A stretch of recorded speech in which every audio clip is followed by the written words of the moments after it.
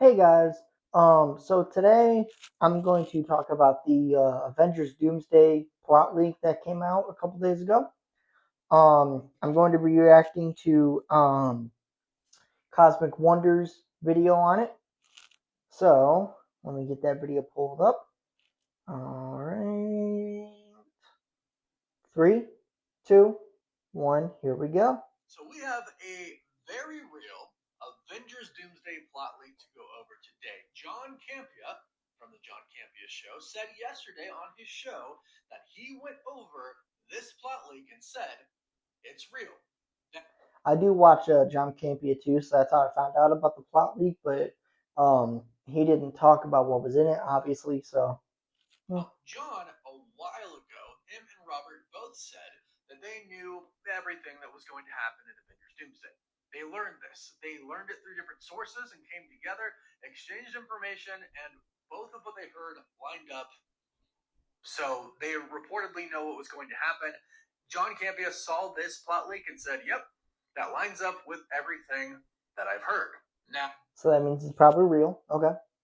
Unless whoever gave John Campea fake information, this is probably real. they talk about a lot, including how knowing this is very different than watching it, and of course we're going to break it down. But I will say, before we dive into it, that this was a while ago. So we know they've gone through reshoots, additional photography.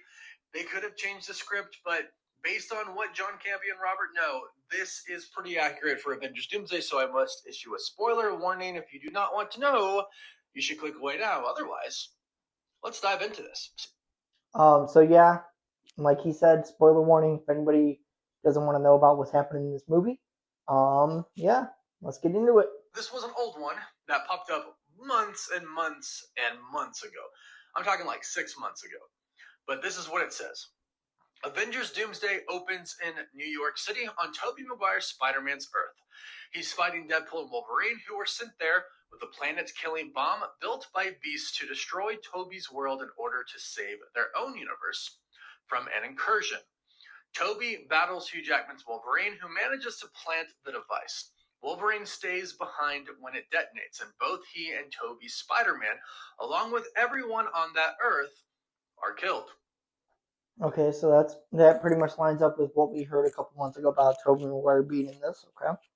Deadpool escapes and returns to his own Earth, which we see in the distance. Charles Xavier watches the destroyed world below with sadness, but they had no choice. So we've heard about this, and at this point in time, we've seen some leaked photos that actually show us this. Tobey Maguire and Hugh Jackman. So this seems to be all but pretty much finalized for the movie. This is going to be the opening scene, and I think it does a really good job at showing the audience what we're dealing with here. Universes are colliding, and it seems like they're going with one of the comic ways to destroy or to stop an incursion from happening, and that is to destroy the other Earth. In the comics, the Earths are the center of the universes. So when two universes start to collide, it's the two Earths that actually collide, destroying the rest of the universe. So if one destroys the other, they survive. Charles watches in sadness, but they had no choice. We've also heard that this is something that they're going to have already done over and over again to survive. So this all checks out so far. It then says, though, and this is interesting, we then cut to Tony's funeral. We're going back. And I wouldn't be surprised if they add some more stuff here in the Avengers Endgame Encore re-release. Yeah, I'm honestly probably not even gonna go see that unless it comes out that there's actually gonna be new like a scene or two from Doomsday. I'm probably not gonna watch this. We then cut to Tony's funeral. Steve speaks with some of the heroes, including Ant-Man, before returning the stones. He goes back in time and chooses to stay with Peggy. They have a son, Jim. One day, Loki visits them. This is before the Loki Season 2 finale. He tells Steve about the TVA and warns him that they will soon prune this timeline because Steve was never meant to live there or have a son. Loki offers them a way out. He can take them to another universe where they don't exist and can live in peace. The Fantastic Four's universe. Before leaving, Loki gives Steve a special card to contact him. Steve and his family lived there for 10 years. Now, I want to back it up real quick because a lot of people, when we first talked about this, were like, what do you mean it's the Loki before Season 2? Well, I think that actually makes sense. I think they're specifically doing that because if it were the Loki after season 2, he would probably not allow this because, well, the branch timelines, depending on how you view what Loki did, were either going to be allowed to happen, which it seems like that is the case, or what is probably happening here, since it's before the end of season 2, is that Loki does not know really how the entire thing works, right? He doesn't know 100% yet all of the repercussions, and there's no free will yet. So I think it actually makes a lot of sense, because if it was at the end, I don't think this would be a problem. The TVA basically makes it now to where branch timelines can exist and people have free will. So you'd have to do it before then. So before season 2, it makes sense. Well, we could. I don't know about that. I don't agree with that making sense. It doesn't. In my opinion, it should have been the post season 2 Loki. Because we've seen that that some parts of the TVA don't agree with his new way of not branching off, of not killing the branch timelines. I know you mean. Continue, and it says, we then see Doctor Doom visiting Sue and Franklin, like in the post-credit scene. They clearly know each other. Doom says he has come to speak with Reed. He warns him about the incursions and reveals their universe is next. He proposes a plan, but they must travel with him to Earth 616. Doom also asks Reed whether it's possible someone from another universe is living in theirs. They scan the planet and discover an anomaly: Steve Rogers and his family. They confront Steve, who recognizes them after living there for a decade. Makes sense because the Fantastic Four are famous. They're the team. They're reportedly the only superhero team there, so that makes sense. They explain the incursions and ask them to come to 616 to help convince the Avengers to trust Doom's plan. They travel there, and Steve successfully persuades the heroes to listen. Next, they visit the X-Men's universe, but the X-Men are hostile. Now, real quick, backing it up, we obviously know all of this happens because of the footage that was shown at CinemaCon. We have not seen that footage yet because we don't have an official trailer for Avengers Doomsday. Hopefully SDCC, that's what everything seems to point to. But the CinemaCon footage does back up this part. Steve obviously goes with them, and then he sees Thor, and when Thor sees him, he says it's not possible, but Steve summons Mjolnir and grabs it, confirming it is him. So we know this is true. But the X-Men are hostile when they go to the X-Men's universe. I've been saying this before, you've been even hearing plot leaks. One team from another universe going to another team's universe, you just probably would view that as hostile, especially when you've already fought other universes. Yeah, I'm really excited to see the Avengers fight the X-Men. Um, I'm really excited to see the X-Men in their comic accurate suits, especially Cyclops and Magneto, and They survived multiple incursions and trust no one, it says. And again, yeah, why would you? When you see people from another universe on yours, you assume they're there to blow it up.